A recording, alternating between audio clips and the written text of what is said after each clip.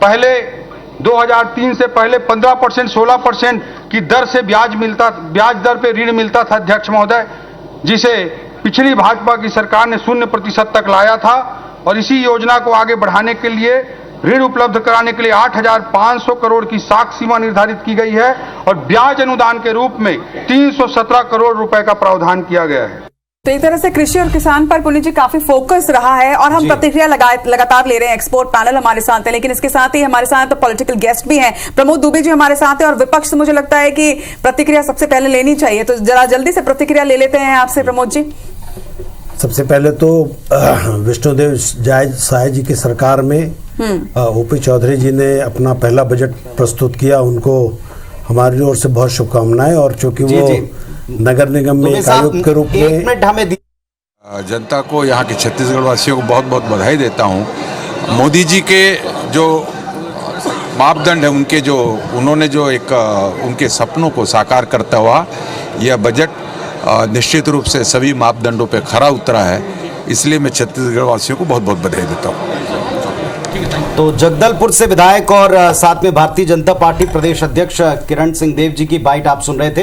प्रतिक्रिया प्रमोद जी आपके पास आ रहे हैं। विपक्ष के नेता के नाते आपको कैसा लगा? आप लोग हमेशा ग्रामीण अर्थव्यवस्था के ऊपर फोकस रहा करते थे छत्तीसगढ़ में, अब की बार कॉम्प्रिहेंसिव बजट, सबको समावेश करके टारगेटेड बजट बताया जा रहा है। नहीं पुनीत जी, सबसे पहले तो ओपी चौधरी जी को उनके बजट पेश करने के लिए शुभकामनाएं देता हूं। वो रायपुर के आयुक्त के रूप में भी काम किए, कलेक्टर के रूप में भी काम किए और आज प्रदेश के वित्त मंत्री के रूप में उन्होंने बजट पेश किया। उनको बहुत बहुत शुभकामनाएं हमारी ओर से।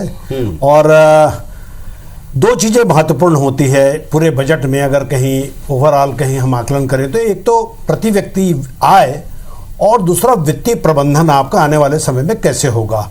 अच्छी बात यह रही कि भूपेश बघेल जी की सरकार की जो 400 यूनिट की जो हाफ बिजली बिल योजना थी, आत्मानंद स्कूल की योजना थी, ये सारी योजनाओं को उन्होंने आगे चालू रखने की बात कही। पहली चीज़, हमें ये उम्मीद थी कि जिस प्रकार से ओपी चौधरी जी बजट पेश कर रहे थे तो ऐसा लग रहा था कि रायपुर की अगर बात करूं मैं तो यहाँ से शुरू करूं कि तात्यापारा और वो चौड़ीकरण का, शारदा चौक का बहुत दिनों से लंबित है, ऐसे ये चीज़ें बजट में आनी चाहिए थी, मुझे ऐसा लगता है। जिस प्रकार से आत्मानंद स्कूल खोली गई तो इस प्रकार से इंग्लिश मीडियम के भी कॉलेज खोलने थे, ऐसे हमारी इच्छा और आकांक्षा थी।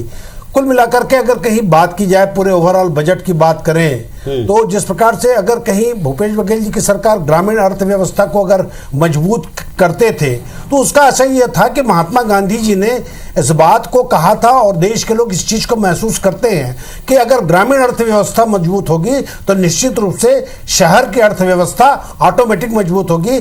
कि गाँव में अगर पैसा जेब में डालें लोगों के तो वो शहर में खर्च करने आता है, इससे व्यापार भी बढ़ता है, इससे सारी चीजें बढ़ती हैं। बस एक चिंतनीय विषय ये है कि आज जो 33% जो बेरोजगारी दर हो चुकी है। क्षमा कीजिएगा, ब्रिजमोहन अग्रवाल जी का एक प्रतिक्रिया आ रही है, वो सुनवा दे दर्शकों को। किसानों के लिए